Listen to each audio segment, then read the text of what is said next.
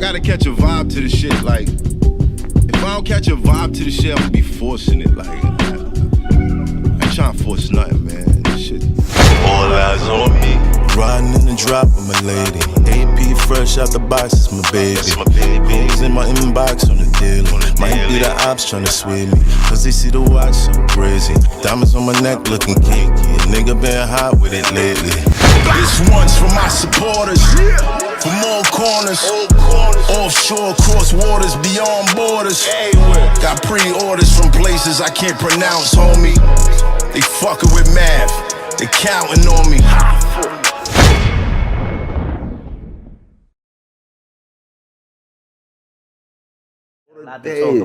We got a lot to talk about because I wanted to talk to you a couple weeks ago, and you said, "I'm not talking to nobody." And I said, "Why you not talking to nobody?"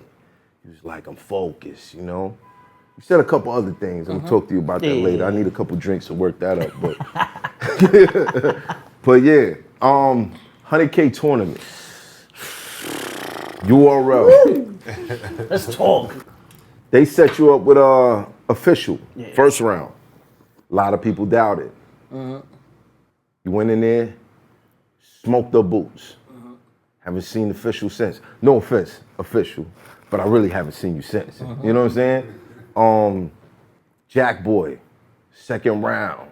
Everyone was so impressed by the way Jack Boy took out T-Top. You went in there, smoked his boots.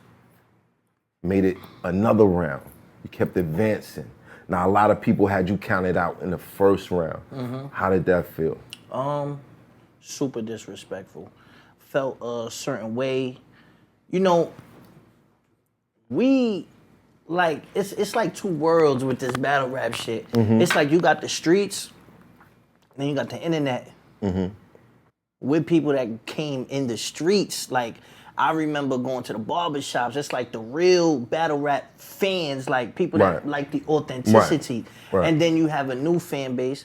And I won't necessarily call it the caffeine era, but I'll call it the internet era where it's like they're being reintroduced to everybody. And I guess I felt like if you're not on that platform, whoever's been on that platform the last year and a half or whatever, it's like people only know them. And it's like, you're gonna have to do your research to know there's a lot of killers in here that's not on the platform. But to be honest, I think it's disrespectful for you to only know them. You know what I'm saying? It is, but they don't know no better. It's like when we was growing up, if you listening to hip hop, I grew up on a Biggie, Jay-Z, Pac era. I didn't necessarily grow up listening to Slick Rick and Rakim and them until I appreciated hip hop. Then I went back. But at that age, I was like, I know Big. I know Puff, you know what I mean? So I don't fault them for it, but I feel like what happened in this tournament, if anything, that should make you go back and be like, let me see what I'm missing. Because there's a lot of it. Battle rap is a soap opera. And I feel like there's a lot of storylines that you have to understand. And I think after a while you start realizing that only certain battles really count. Everything else is, you know, you had the rest. Something they just threw out there. Yeah, everything else might just be a check, you know, like, you remember wrestling? You would have your WrestleManias and your SummerSlams, but then it's the weekend Saturday wrestling that you go to that they don't air on TV. But your mom to take you to that shit, and you might see Undertaker versus Ultimate Warrior, but it's not on TV, and you like, okay. It wouldn't even be Undertaker versus Ultimate Warrior. It'd be like Brooklyn Brawler. Ultimate Warrior versus Silver Lampshade or some shit. You know what I mean? Like some nigga you will never ever see again. You know what I mean?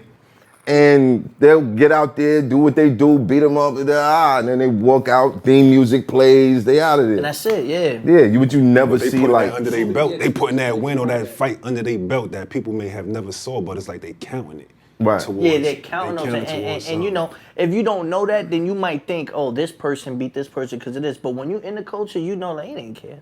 All right, cool, that was a money move. What counts is when that money's on the line, you know, and I think the tournament really proved that. It's like, oh, wait a minute, he could go that far? I could go further. I just have to care. And a lot of us is like that, man, we 10 plus in this shit. You know, you gotta find new ways to rejuvenate yourself. You gotta find new ways to motivate yourself. And once I got that call for 100K, I said, okay, I'm a rap again. Right. You know what I mean? It was. I didn't care who got drawn first. When they said official, I said good. This is somebody they gonna pay attention to. You know what I mean? And Right. from there, it was just go time. So let me ask you a question. You think it's fixed? Nah, I don't think it's fixed. I think there are scenarios that will play into the favor, but I don't think it's fixed, and I think I proved it that it's not fixed. I feel like someone like Jack Boy proved that it's not fixed because a couple people made it through, you know. But I do think that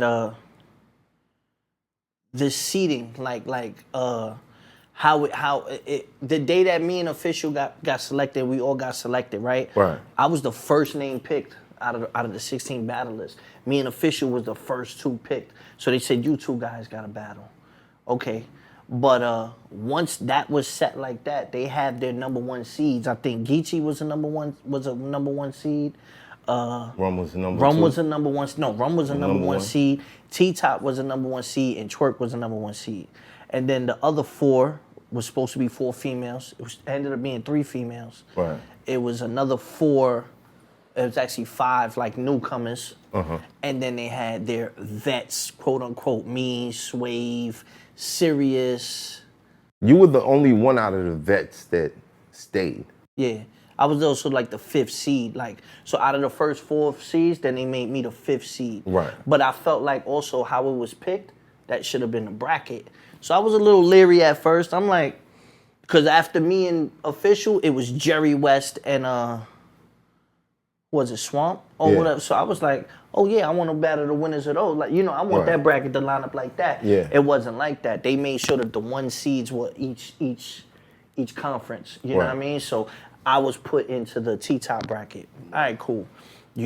But But you don't think it's fixed? I don't think it's fixed. How did they decide? How would you decide? No, I was gonna say, how did they decide the initial battlers to even put in the hat? Like, how did you say? They made a certain phone calls. I got a phone call. I got a phone call about it maybe March. The battle started in April. I got a phone call about it in March, but it was. But for me, and I don't know who else how other people negotiate their shit. But I said I'm not gonna agree to it until I know who's in it. You know what I'm saying? And then once they told me the scenario, 4 women, 4 rookies, 4 vets, 4 legends, I said, oh, this is dope. The women are in it. That kind of like made it more appealing where it was like, all right, cool. This is something different. It's never done before. And I think at this point, for me, if I'm going to do anything, I need to do something that hasn't been done before in order to participate in it and feel like there'll be an impact. You know what I mean? That makes sense. The other the other tournaments was cool. The rookie ones, UM1, the 25K UM2. But when you talking 100,000, and then you talking about the integrating females when there was a big surge for female battle rap. You got rookies. I'm like, oh, this is something. This is like, I could do this. And that was my thing. But how they get it, I know they went through a list of names. And they had to I got a figure call out. for it. And Actually, I know you did. Yeah. Who told you? The same person that called me. They needed your number for some reason.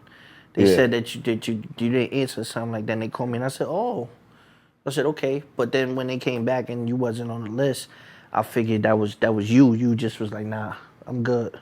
No, I actually never gave an answer. But It's Hoffa. Trapper turn smack rapper. Only smack rapper that you know is smack rappers. Got bars, I can hang with the backpackers. Trap star, I don't hang with the backpackers. I'm in the hood with the work you heard. Making fiends leave earth you heard. Got your baby mama thirst you heard. Feel the flow, nigga, throw it in reverse. This the wave you need to surf you heard. Told Jim I need a bomb I could drop on you niggas. Bad boy, I'm never gonna stop for you niggas. I don't give a fuck who you got is the illest. I solidify my spot with gorillas. Now I'm rock with you niggas.